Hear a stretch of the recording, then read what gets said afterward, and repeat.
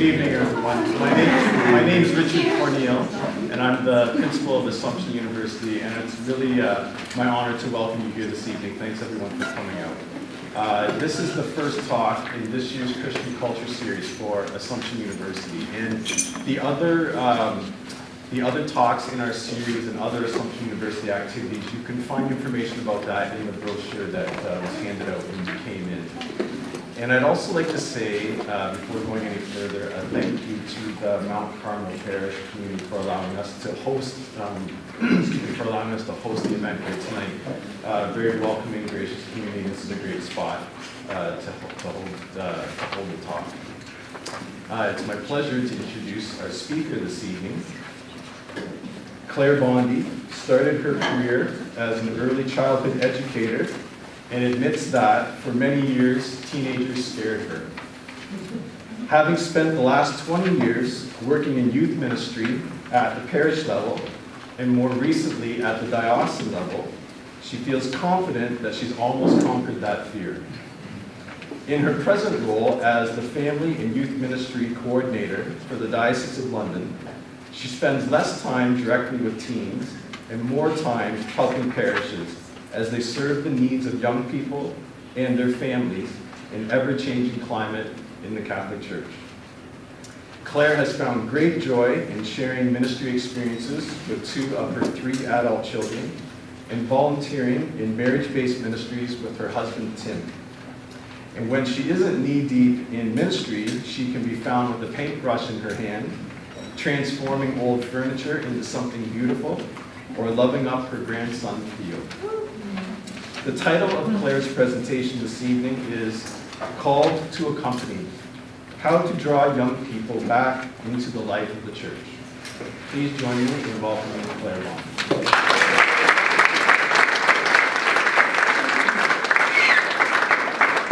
Thank you, Richard. Are you guys okay if I don't use a mic? Yes. Yeah? Good. So I just want to thank you, Richard, for inviting me to speak here on how to draw young people back into the church when we're in one of the biggest crises we've had in the church, scandals in many, many years. That's no pressure on me at all right now. I don't feel any pressure. And to add to that, one of the subjects of my talk, my son walked in tonight, very surprisingly, but you'll see why later, but I talk a lot about TJ tonight. I need my glasses. We're going to start with prayer, and I'm going to start with the story of the road to Emmaus, because I'm really going to tie in my talk tonight with Jesus' example in the road to Emmaus. And this is Jerry's very worn Bible, so it makes me look like I've read it a lot. So in the name of the Father, and the Son, and the Holy Spirit, amen. Amen. A reading from the Gospel of Luke. Now that very day, 2 of them were going to a village 7 miles from Jerusalem called Emmaus. And they were conversing about all the things that had occurred. And it happened that while they were conversing and debating, Jesus himself drew near and walked with them. But their eyes were prevented from recognizing him. He asked them, "What are you discussing as you walk along?" They stopped, looking downcast. One of them, named Cleopas, said to him in reply, "Are you the only visitor to Jerusalem who does not know of the things that have taken place there in these days?" And he replied to them, "What sort of things?" They said to him, "The things that happened to Jesus of Nazareth. He was a prophet, mighty in deed and word before God and all the people. How our chief priests and rulers both handed him over to a sentence of death and crucified him. But we were hoping that he would be the one to redeem Israel. And besides all this, it is now the 3rd day since this took place. Some women from our group, however, have astounded us. They were at the tomb early in the morning and did not find his body. They came back and reported that they had indeed seen a vision of angels who announced that he was alive. Then some of those went with us went to the tomb and found things just as the women had described, but they did not see him." And he said to them, "Oh, how foolish you are! How slow of heart to believe all the prophets spoke. Was it not necessary that the Messiah should suffer these things and enter into his glory?" Then, beginning with Moses and all the prophets, he interpreted to them what referred to him in all the scriptures. As they approached the village to which they were going, he gave the impression that he was going on farther. But they urged him, "Stay with us, for it is nearly evening, and the day is almost over." So he went in to stay with them. And it happened that, while he was with them at the table, he took bread, said the blessing, broke it, and gave it to them. With that, their eyes were opened, and they recognized him, but he vanished from their sight. When they said to each other, "Were not our hearts burning within us while he spoke to us on the way and opened the scriptures to us?" So they set out at once and returned to Jerusalem, where they found gathered together the 11 and those with them, who were saying, "The Lord has truly been raised and has appeared to Simon." And the two recounted what had taken place on the way and how he was made known to them in the breaking of the bread. The word of the Lord. So Lord, we just ask you to give us open hearts and open minds and open ears today to the message that you want us to hear, and that we have the grace to do what it is you call us to do. And we'll ask St. Monica, pray for us. In the name of the Father, and the Son, and the Holy Spirit. All right, so if I could just get a little bit of a feel for who I'm speaking to tonight, can you tell me how many of you are here primarily because you have young people you know and love who have journeyed away from the faith? Okay. How many of you are here because you work in some sort of parish ministry and you want to be able to engage the young people that are there and the young people that used to be there? Okay. And how many of you are just here because, I don't know, they're giving out free water? I don't know. all right, good. So I think what I'm going to have to say tonight will apply to both those primary audiences. But I'm going to start by introducing you to my family. I'm sure I got this right. Oh, no, turn it on first, Claire. Okay. So that's Tim, my husband Tim. He's actually over there in real life. And Tim and I have been married for almost 35 years. And yeah, that's Tim. He's my life partner in crime. Okay. This is my oldest daughter, Cassandra, and her husband, Martin. Cassandra and Martin met while they were on a net team together some 12 years ago or so.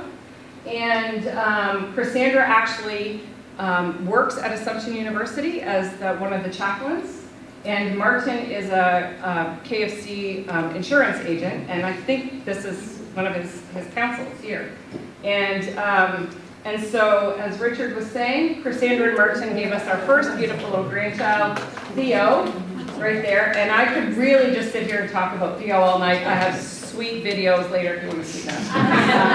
But he has really brought a great amount of joy to our life. So this is Caitlin. Caitlin's our middle daughter. And Caitlin is presently at the University of Windsor in the Faculty of Ed.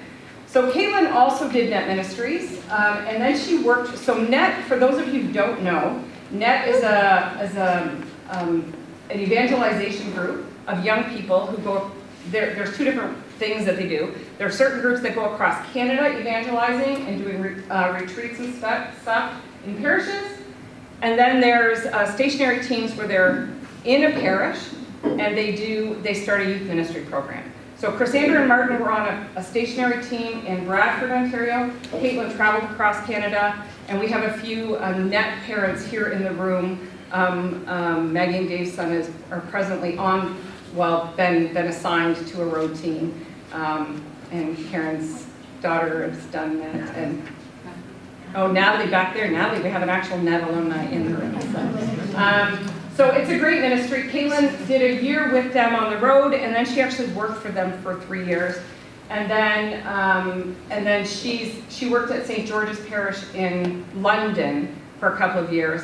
She sort of decided that everything she did at the parish that she really loved, she could do in a classroom, and probably almost more effectively, because she would be with a lot of unchurched kids. And so she's in her second year of the Faculty of Ed, and so we'll just pray she gets a job when she gets out. And this is my son TJ, who's also sitting right here, and his beautiful wife Jess. And TJ and Jess both work at a place called the Dog's Breakfast, which is the stupidest name for a restaurant I've ever heard, but that's where they work, downtown. And also they work for Windsor Eats, so if you've ever seen Friday Night Bike Lights, TJ and Jess are often tour guides there, and Hiram Walker tours. If you want to go taste some whiskey, TJ will show you, tell you everything you need to know about whiskey and bourbon. But TJ is my kid that doesn't go to church. So I'm going to talk a lot about him tonight. I did not know he was going to be here, but that's not going to change what I'm going to say, because you know, this is not a secret to either of us, right? So I'm going to show you last fall, I took TJ and Cassandra, our oldest daughter, and a couple of other young people, actually one of them from here, to Toronto to do a videotaping, a show with Salt and Light TV. So Salt and Light TV did a series of little videos of young people in preparation for the upcoming synod on youth, young people, the faith, and vocational discernment. And so I'm going to give you a little piece of what TJ said at that talk. So it was kind of casual. So for you, the church was belief or ideology and not place of comfort. I'm not asking that right, but do you know what I mean? Yeah, and I mean, do I believe in a higher power? Absolutely. I don't think that humans have the idea to understand what it is or where it's coming from, and there's a lot of ideas as to what it could be or where it's coming from, and I guess that's where the institutions of religion come from. And I think that's my struggle with, you know, living a Catholic life was the institutions surrounding the Catholic life, and that master rule book that Cassandra talked about was a thing that I wanted to shed from my life. Yeah. So as you, would you say that you're still searching, or that you're okay with where you are right now? No, I'm still searching, and it's a weird term to use. I don't know if searching is not the right question. Yeah. No, because I know people that are just comfortable with, like, why are you trying to give me something that I don't need? Right. You know, the things that the Catholic Church gave to me when I was in high school, where it was a sense of community, a support group, you know, emotional support. What happens when I die? I'm gonna go to heaven. Do I still fear that? Absolutely. But if it's true that God is all powerful and almighty and all loving, and I live a good life, a morally good life, it's hard for me to understand why I wouldn't be able to get into heaven. Right. So all those things could... Do you remember saying those things? Okay. So what TJ just expressed right there is what we call moralistic therapeutic deism. I'm a good person. I look after the world around me, and that should be enough. And that's what I'm called to. So I'm certain that many of you know young people who share that same reality. I think there's also some of the other things that young people say is that they feel a lot of judgment in the church. They feel rejection. And they feel there's a lack of authenticity coming from the people in the pews. Sort of that whole hypocrisy, right? That's probably the word they use. But it's really a lack of authenticity. So in the past, we used to say that the young people will come back, that they'll come back when they have babies. And I've heard this pretty frequently. The trouble is we're in a society right now where the young people are not coming back. So St. Mary's Press has done a lot of research on this. They wrote a little book called Going, Going, Gone. And in their research, what they discovered is there's almost like this shedding of guilt. So when they walk away from the church, they don't even feel guilty. I mean, in my generation, you sort of felt guilty because grandma was still, you know, at your beck and call. They almost feel a sense of relief from when they shed their Catholic identity. So that's a change in what we've seen in the past. So In my research for tonight, I read a very brilliant article by a gentleman named Sam Eaton, not Catholic, but he wrote an article called 12 Reasons Why Millennials Are Over Church. And this is what he says to start with. So despite the steep drop-off in millennials, most churches seem to be continuing on with business as usual. Sure, maybe they add a food truck here or a bowling night there. That's how I know he's not Catholic. But no one seems to be reacting with any level of concern that matches these staggering statistics. I don't want to spend my time here tonight talking about the statistics. We all know it or we wouldn't be here. The reality is that young people are starting to choose to leave the church by age 13, and they're actually saying that's a median age at which they're leaving. So they could still be sitting in the pews, but they're not actually there, okay? What I want to talk about tonight is how we respond to that, okay? So what's some effective tools for responding? The other audience I think that we need to be thinking about is the parents of the young people we minister to. Because they're in this. They are the millennials. And so what they don't know or what they're not engaging in or what they're not, what they haven't bought, they can't sell to their own kids, okay? So I'm a firm believer and we have to look at the why of what we do, okay? So my question to you is, why are you hearing it?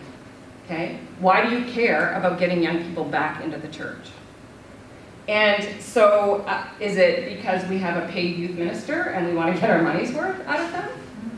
Is it because, or a not paid youth minister anymore?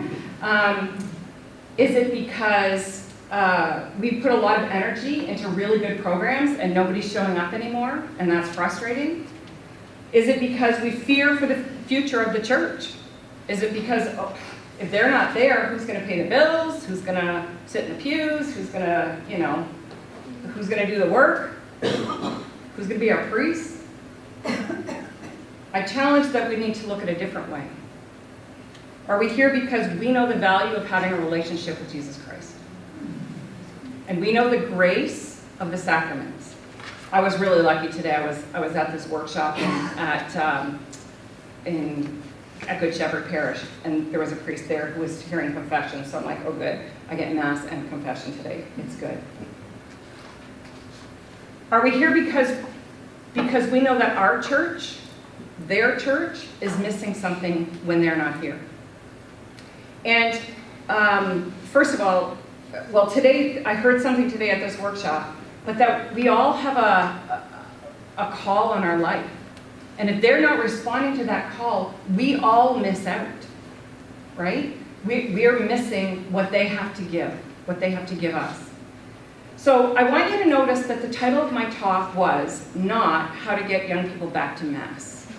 That was very intentional, okay? Mass is the response to our personal relationship with Jesus Christ. It's not where we start, okay? I know TJ's going to come to Mass with us on Sunday because we're Saturday night, we're celebrating. But it's not going to have the same meaning for him as it does for me. Okay? He's going to go because he loves me. He loves his mom. But not for the same reason that I'm going. So Sam Eaton says, well, first of all, we all have a TJ in our life. And what I think is that TJ can't reconcile his desire to make the world a better place with what he sees in the church, okay? And Sam Eaton says we can't keep doing what we're doing. It's not working. We know it's not working, or we wouldn't be here tonight. So I want to jump back to the story of Jesus and the apostles on the road to Emmaus. Now, on that same day, two of them were going to a village called Emmaus, about 7 miles from Jerusalem. They were talking with each other about everything that had happened. As they talked and discussed these things with each other, Jesus himself came up and walked along with them. Jesus accompanied these disciples for 7 miles.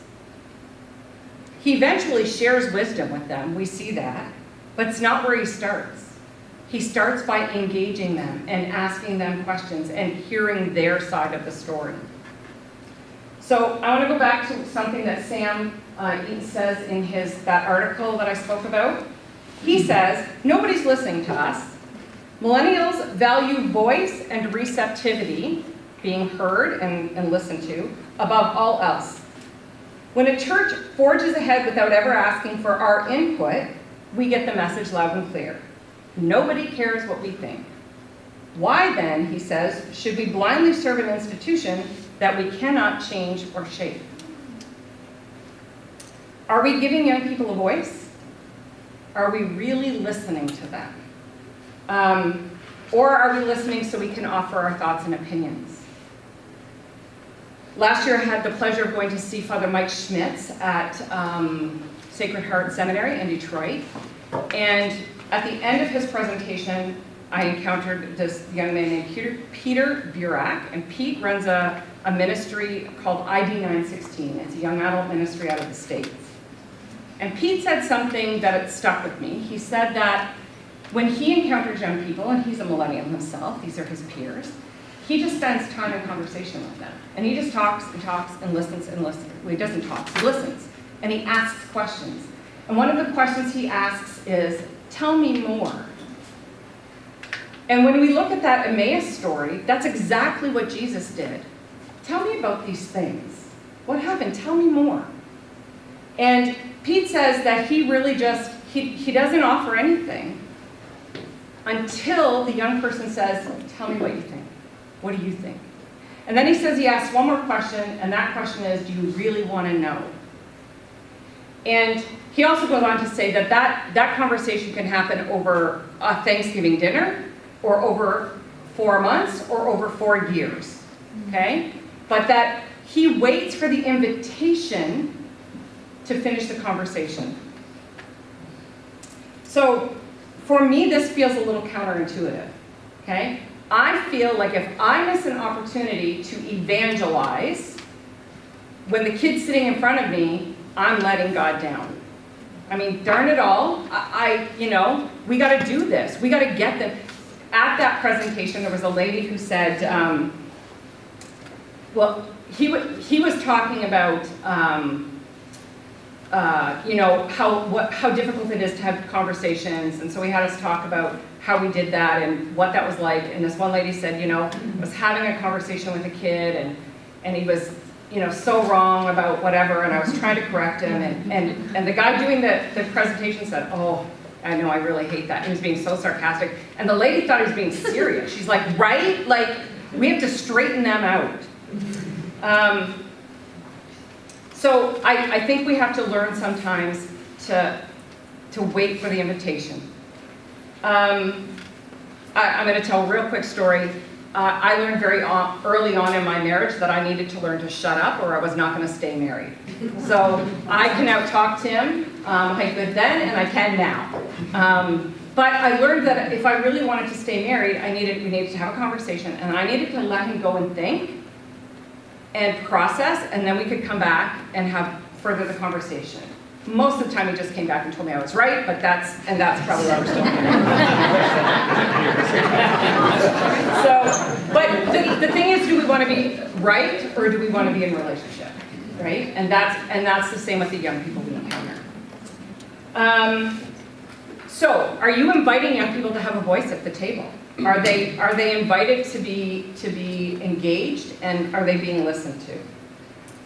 I had a young lady that I worked with this summer in our summer camp, and she was a student trustee for one of the school boards in our diocese.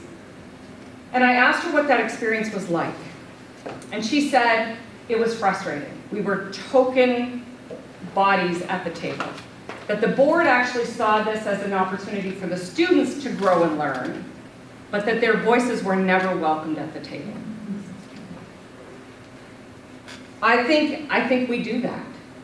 I think we put people in token positions if and when we can, and we're not always listening to them. The reality is that this is a generation that wants to change the world, and they will start in our church if we let them. One of the other things I think So TJ and his grandpa had a conversation one day about self-driving cars. Now, they might have both had a little bit to drink, but it was an ugly conversation because TJ is telling grandpa that self-driving cars are a thing, and grandpa's saying, that's ridiculous, that will never happen, it's not, but it already is a thing, grandpa, like it already is. That will never happen. And it shut down the conversation because grandpa wasn't willing to listen to his 27-year-old grandson who actually knew something that's true and right. I think there's a phrase that I read a lot about that's called adultism. So I'm really fond of a lot of the work that's coming out of the Search Institute. This is an organization that I heard about when I started in youth ministry 20 years ago, and they're still doing really good things. So this is in one of their articles. We spend a lot of time talking about the charity model of mentoring, where the young person is this empty vessel, and the adult has all of the answers and will pour that information into a willing vessel. Guilty. I mean, I've done that for a long time. I've been doing this church thing for 20 years. I have answers, and damn it, you're going to listen to them. I don't care if you ask the question or not, I'm going to tell you. Young people do not want to be fixed. They do not need to be fixed, and we have to stop telling them we're going to fix them. Because you know what that says? That says you're not good enough the way you are. We have the answers, you don't. I heard that line, that convicted me. Because I felt, I've had this like feeling that I need to fix the world. I need to get the message across. They don't need to be fixed. The preparatory document for the synod, on the upcoming synod, says this. Accompanying young people requires going beyond a preconceived framework, encountering young people where they are, adapting to their times and pace of life, and taking them seriously. What's your preconceived framework? Are we still trying to work out of models of ministry and evangelization that worked for us 30 years ago, 40 years ago? When I started in youth ministry, actually Father Mike Parent was basically the one that hired me in Essex, and he gave me 1 year to get a high school ministry going, and that was a make or break. If I didn't get a high school ministry going, a successful high school ministry going, I was out of a job. Thankfully, Father Mike had the foresight to realize that as much as it was because he pined for what he had as a kid, we couldn't do it like we did it when he was a kid, or when I was a kid. We had to do it differently. And as I was preparing this talk, I realized, so that's Life Teen started in Essex 18 years ago. And I realized that the kids that are in Life Teen right now were not even born when we started that program. We can't keep doing the same thing that we've always done. Chap Clark is a Presbyterian minister, and he's done a lot of work in youth ministry that I think has been really valuable, and he's been doing it for a really long time. So I heard something that he initiated. So in youth ministry, we have this 5-to-1 ratio, okay? So we find 1 adult for every 5 kids, okay? So if we're going on a trip, we got five kids, we need 1 adult to chaperone those 5 kids. What Chap Clark is saying is that we need to turn that around. He says this, every kid needs 5 adult fans.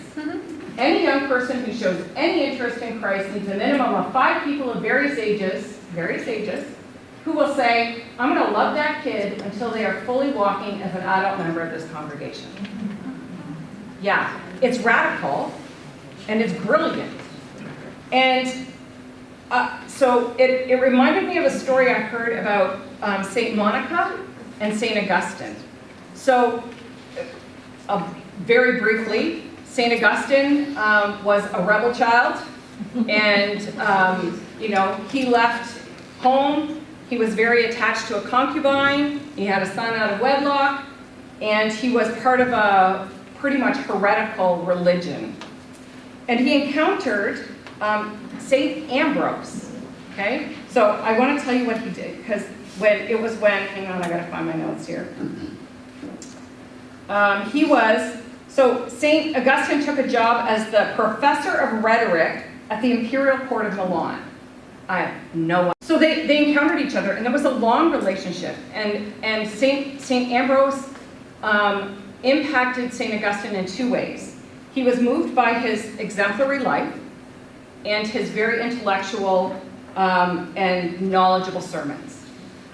And it was St. Ambrose that helped with St. Augustine's transformation and eventual conversion to the Catholic faith. Now, we all know that his mother Monica prayed for him fervently throughout those years. So intellect and authenticity are the two things that attracted to him. What Chap Clark is saying is we need to pray for 5 Ambroses to come into our children's lives, into our young people's lives. And we need to be those people to other people's children, okay? If I were in a parish, this is what I do. If I was still working in a parish life, I would take the next year, and I would spend a year meeting with every group in the parish, every club, every prayer group, CWL, ushers, whatever, and I would get them in on the plot. Okay? So this is what I encourage them to do. Be welcoming. That sounds so, we're welcoming. We're so well. We're not. We're terrible at it. Cassandra, my oldest daughter, at Mass every Sunday with her husband, 6 months in a new parish before somebody even acknowledged them. Okay? We've been at Sacred Heart for 3.5 years, and I know lots of people. Some of my fellow parishioners are like, don't say, but I don't know the names of the people that sit around me. I mean, we sit in the same vicinity every week. I smile at them. We'll get to that in a minute. So Sam Eaton, the guy who wrote the article about millennials leaving church, says, he points out a phenomenon called "you can't sit with us" effect. It comes from the movie Mean Girls. Says, until the church finds a way to be radically kind and more compassionate than the world at large, we tell outsiders they're better off on their own. We have to get out of our silos, and even our age silos, right? We need to be a more inclusive church. How many of you have ever been at a parish where the priest says something like, before Mass, before the opening rite, greet the church around you? So we smile and we shake hands, and I'm like, I still don't freaking know your name. Right? I think that with the people that sit around me at Mass. Tim and I had a conversation with this sweet family, 3 little kids, now that we have a grandson, he's like a magnet, and so this little guy, or little girl behind us, cute, chubby face, oh my God, she's so cute. And so, we sat and talked to them for 5 minutes after Mass, and I walked away and I'm like, that was done. We didn't ask their name, we didn't tell them our name. I think we need to create an environment where that's the norm, where we do a name tag Sunday. Okay, so name tag Sunday, great idea, once a month, name tag Sunday. We were talking about this with friends of ours a couple weeks ago, and he said, we should be putting our name tags back here. I'm like, that's a really good idea. Because really, the people behind you, because if it's on your front, unless you're like turned around, nobody's seeing it, right? It's a good idea. We have coffee and donuts after Mass. Do we do anything to intentionally get people to mingle? Do we introduce people to other people? We don't. We went in, it's Sacred Heart, and I'm not trying to make anybody feel bad, Suzanne. But the reality is, we go into a fish fry, and we just go and sit by ourselves and have our fish, and we go, I can do that at home, right? We need to find intentional ways, and that needs to be the work of the whole parish, from the ushers that greet you at the door, to your, the choir members, to the people sitting around you in the pew. You have a young person that sits in front of you every week, you should know their name. You should know what they're going to do after Mass on Sunday. And then when they come back the next Sunday, you should say to them, how was your hockey game last week? I was thinking about you. That's the work of the whole parish. We're bad at it. We're just bad. When my predecessor, Dan Moynihan, had a line that we used to use at camp, and I think it's brilliant. Get comfortable being uncomfortable to make other people comfortable. Get comfortable being uncomfortable to make other people comfortable. When I was in the parish, I used to be afraid. I might have had 1 or 2 times where I said to somebody, I don't think I know you. Are you new here? And they're like, oh no, I've been here for 3 years. I'm like, well, now I'm an idiot. So I changed my language. I started saying, I should know your name, and I don't. And then I'm probably going to ask you 6 more times because I will forget, but I really do want to know your name. Okay, the next thing would be do meaningful work. This is a generation that wants to change the world. And they're looking at our parish and saying, what are you doing? Are we serving the poor? Are we serving the community at large? And if we're doing those things, does anybody know about it? And I'm not saying this because we need to brag about what we're doing.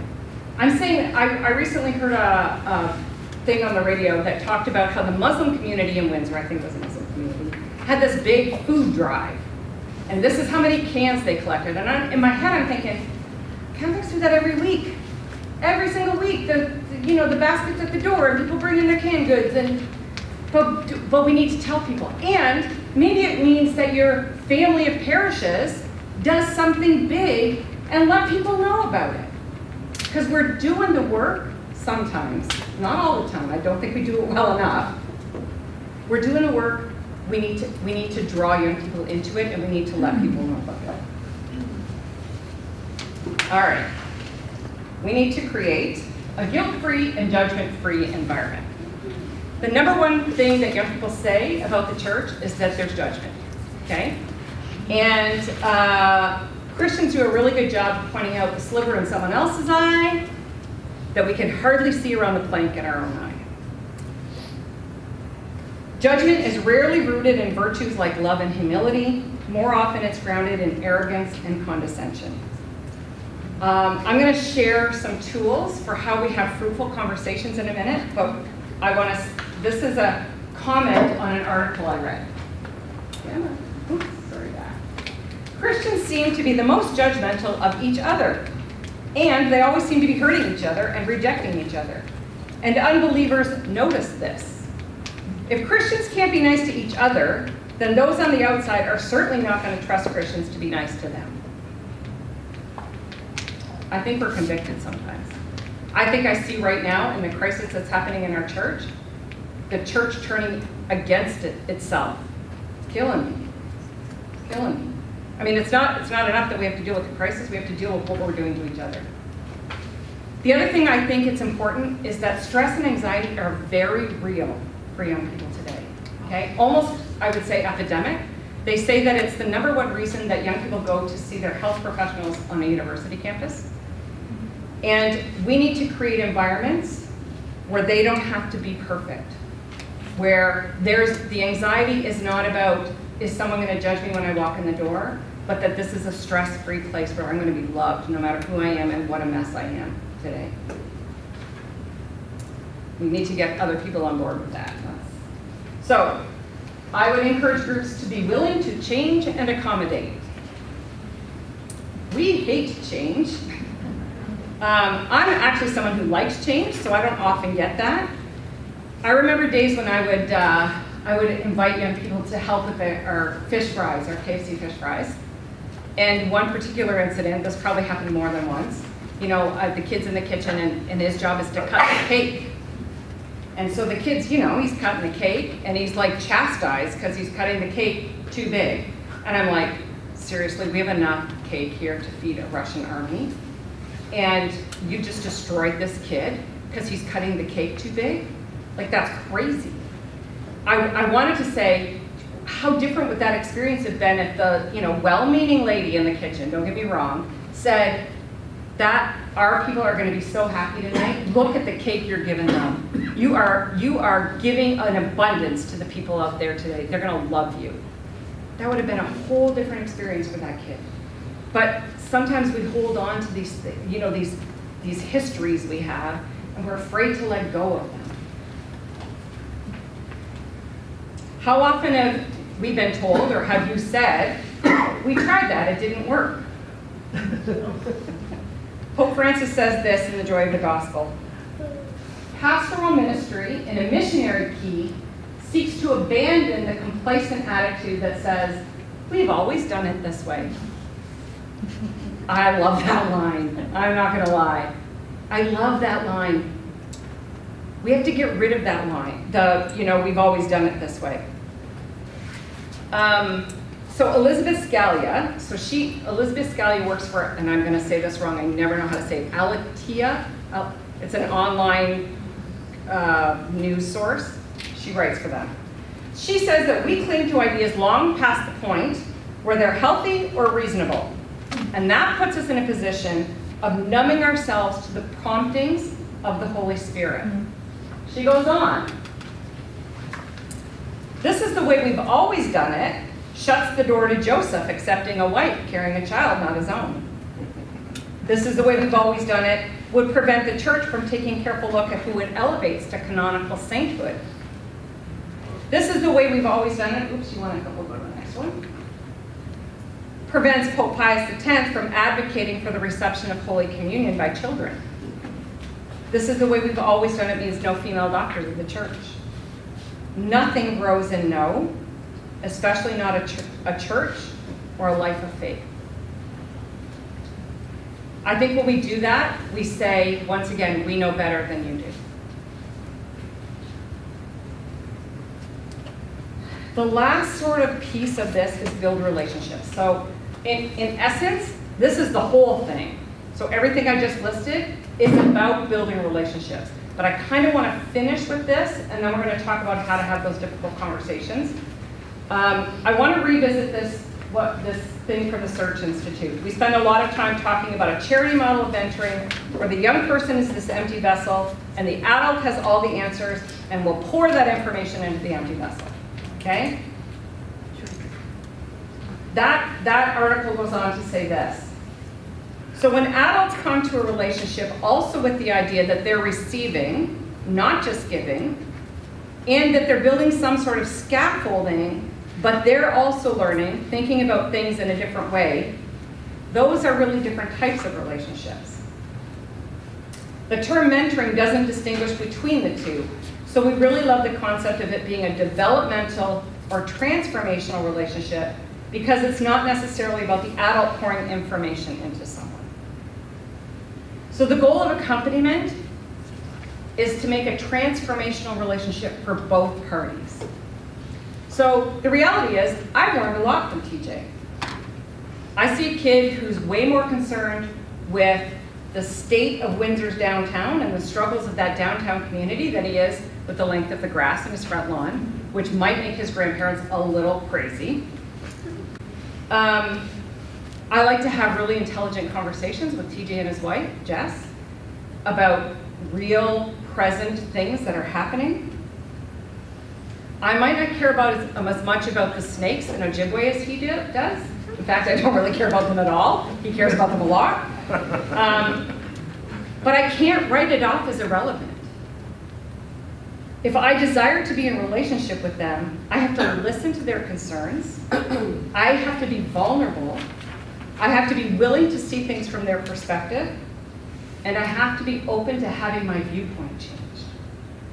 I can't be, he's not the empty vessel. The kid's 27 years old and he's pretty intelligent. It's interesting because I say this and you know, TJ and I have a really great relationship and we do have lots of these great conversations. But I do watch my dad who shuts it down. And if that's what our young people encounter when they go into church, then they're walking away because they're not being heard. Last year I attended a conference on the gender issues that we won't get into, but it was a very interesting conference. And I encountered a group called Catholic Voices. And they wrote a book called How to Defend the Faith Without Raising Your Voice.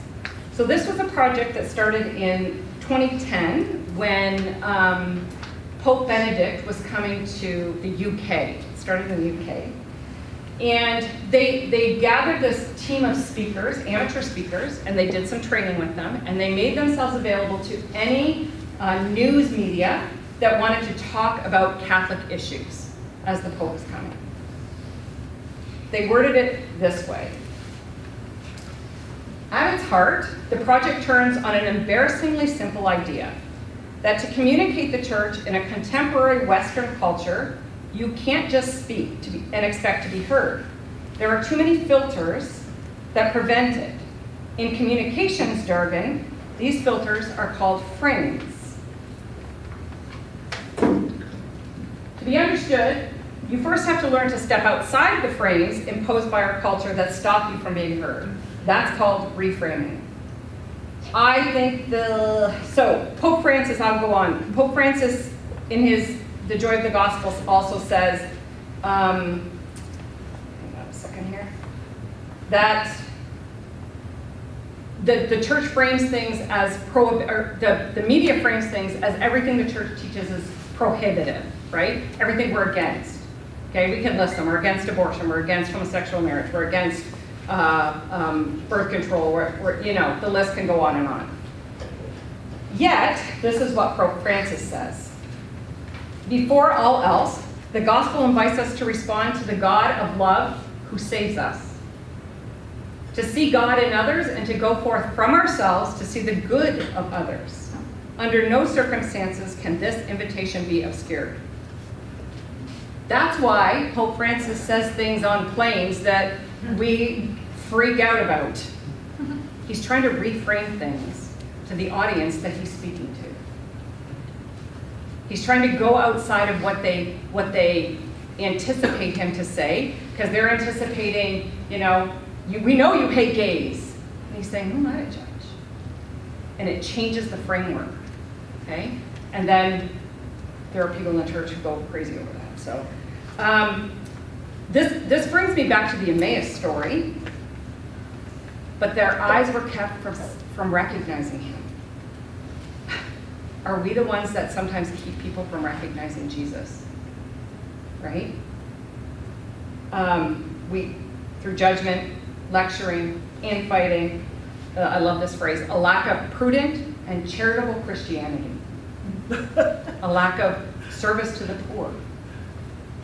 So Catholic Voices is trying really hard to reframe the conversations to move in new ways. What they did was they anticipated what all of the protests would be when the Pope came, and they started looking at the root values of what the protesters were going to be protesting about. And what they discovered was, in almost all occasions, the root values were Christian values. So when we talk about, and I'll just give a quick example, about homosexual love, homosexual marriage, the root value there is love. I mean, what they say is we all should have a right to love. This is our basic human right. So what they did is they start there. They start with the place where we agree, the place where we have common ground, the place where we can say yes. So I'm going to outline a few key points from their book. I think they have 12. We're not going to go through 12, I promise you. This is number 4, but for today it's number 1 for us. The best communication takes place when people feel valued and safe. Father Mike Schmitz puts it this way: in a hyper-opinionated world, who do you believe? Someone you trust, right? So we have to build that trust. And so I encourage that after every encounter, you should be evaluating how you made the other person feel, because that's what they're going to remember. So did you make them feel battered or uplifted? Did you make them feel inspired or frustrated? Did you make them feel anxious to hear more or really glad you finally shut up? I mean, it's the road back to the road to Emmaus. Whatever Jesus said, and I think it's interesting because he started by calling them foolish. Probably don't use that tactic, okay? But whatever he said, they wanted to hear more. And he's going to go on. They're like, no, come inside with us. Come have dinner with us. They wanted to eat with him. We can't have more conversations if we shut them down. Okay? Be very aware of this. So they also list another principle. It's about witnessing, not winning. I talked a little bit earlier about this. particularly in my relationship with my husband. But they go on to say a little bit more. Every challenge to us is an opportunity to witness. So when I first read this, I'm like, oh yeah, witness, like we're going to tell them the gospel, we're going to give them the good news. No, it's an opportunity to witness with who we are. We have to be authentic witnesses. The enemy of such a witness is a desire to win and defeat, I need to be right, rivalry and victory, winners and losers. Them and us. This is the mindset of the world. Jesus shows us another way. Watch him in the Gospel of John. Endlessly harried and challenged, he never responds with aggression or the attitude of the persecuted victim, but stands firm, planted in love. Be what you represent. The bottom line is our actions have to be steeped in charity and love if we have any hope of drawing young people back into the church. We have to give them credit where credit is due, and we have to accept them where they're at. The final principle that they talk about is, it's not about you. For me, this is the best one, because it means I don't have to do all the work. Okay? My work is not the work of conversion. I plant seeds, I have conversations, I witness by my life, I hope. I'm clearly not always good at that. But it's the Holy Spirit that changes hearts. And so we have to enter into these things prayed up, full of grace, and send the Holy Spirit ahead of you. You're here because you know the peace that the Lord brings. So it's ironic for me today. I am today celebrating my 20th anniversary of being cancer-free. And and I won't bore you with the whole story, but it was my cancer experience that catapulted me into ministry. I literally said, the year before I got sick, somebody said to me, I'd been volunteering in the church, and somebody said to me, you should work for the church. And my response was, you're full of shit, that will never happen. I can tell you where I was standing when I said it. In the church. And here I am. Because God used the people of my parish and the people that he put in my life to show me his infinite love. I can't say that strongly enough. I remember the morning I went for surgery, we went to school mass, I had people praying around me, lifting me up. I knew that I was being put in the Lord's hands when I walked into that hospital that day. We need to have encounters with young people where their hearts are burning after them. So God loves them more than we do. God, as much as I love this kid, God loves them more than I do. He's God's first, mine second. And if I'm really about a person of faith, then I'm putting my faith in God. I still pray. I pray to St. Monica. She's my best friend. She's my keychain. Okay? He's a good man. He's a really good man. And I'm praying that there are people in his life that help open him up to what the church still has to offer. And that has to come from us. All right, I'm done talking. Are there any questions? Oh, Richard? Well, I was just going to say thank you, first of all. But also, let's take two questions. So we've got, two questions. There are a couple people that have questions. Put up your hand, and we'll take them one at a time. Perfect. I'll let you direct that. Awesome. Ann? I don't have a question as much as a comment. Mm-hmm. You know when you're saying, so, we older people who have lived well in the way we've gathered in our churches and how it's been helpful to our faith. Yeah. There's really a sense of letting go, I think, a willingness on our part to let go of something that works for us because it doesn't necessarily work for other people. Yep. And my experience is when I'm really willing to do that, and young people who often have ideas that scare the hell out of me, because I don't know what to do with them, and they're different. And what do you mean you want me to do this and that? But if I stay faithful to the belief that God is with me in it, and that the trust that led me to those other things that helped me grow in faith, often they lead me to things I would never have dreamt of on my own, but I'm so grateful for them. Amen. Yep, absolutely. And that's a humility, right? Yes. That's a humility to say, you know, I need to let go of what I'm real comfortable with and be able to move forward. What are your thoughts about the age of the audience that we're, you know, gearing ourselves for? When my kids were young and I was involved in the church, and we had a wonderful youth group at our church, and my kids, you know, they wanted to go to church all the time, and they were involved in youth group, but as soon as they hit high school, there was no high school youth group, and that's when I lost them. Mm-hmm. So that's really interesting, because he was as involved in youth group, high school youth group, as any kid I know. You know, he would be on his face in front of the Blessed Sacrament during adoration. I don't think that's always the solution. And what we're finding today is young people, their lives are so structured and so busy that the youth group model does not have the same effect it used to have. So that's why I'm saying I think we need to look at different models of how we do things, and it starts with this accompanying piece, where it's not just the work of the youth minister and his 5 people, that it's the work of the whole parish, so that they feel engulfed in the love of the parish. Because that's really what's going to, the intellectual piece, that's going to come out of a response to feeling loved.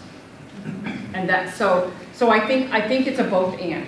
Do we need to minister to everybody? Yes, but it needs to be different than what we've done in the past. Because they're just not showing up. So I'll take one more and then. Any ideas on how to get to the young people? Because I'm visiting like street health or going downtown. Like our young people are passed out on benches. The drugs and the alcohol is enough to like break your heart. Mm-hmm. So how? So they're not going to come into our church. No. So how? Is there any model on how we can get to them? Well, and I think that's an extreme in terms of, because I think it goes almost outside of what we're looking at here.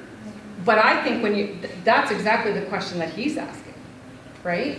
That are we calling other young people to come and sit and have a conversation, and really the bottom line is they need to be loved. Right? They need to be, there was a great story today that one of the gentlemen told. We were at this workshop, and he told a story about his wife. I'll make it very brief, but he told a story about his wife praying. She homeschools, they have 8 kids, she homeschools. She prayed, Lord, please just send me a couple of adults to evangelize. And 2 days later, Jehovah's Witness showed up on her door. And so she had this ongoing week after week conversation with them, and she said, I'm getting nowhere. And you know, it's this like back and forth. And then she went online and got some advice from somebody who's been doing this for quite some time. And he said, you just have to accept them where they're at. And you don't get into an argument with them because they're going to win, because they're coming in ready. And so she changed her tactic. And like, it was like, tell me about your family. Tell me about your life. Let's have some, you know, not I'm here to change your mind. I'm just here to love you because that's what God calls me to do. And she eventually got a note on her door saying, you're not allowed to speak to our people anymore, quite literally. So I think that, again, that authentic witness, there's a line at the end of the funeral liturgy, my favorite line in all of our liturgies. May every mark of affection and every gesture of friendship be a sign of God's love for you. That's our whole life right there. We need to be the people that are, when I was sick, that's what it was. That's what got me. Every mark of affection and every gesture of friendship was God loving me. And we need to do that. So your presence is a gift. And you know, the drug and alcohol thing, we're not going to solve that. But if they see people who care about them and that you speak Jesus' name with them, because that's where you're coming from, not to convert, but to tell them how you encounter Christ, that's a step in the right direction. All right, thank you folks for having me.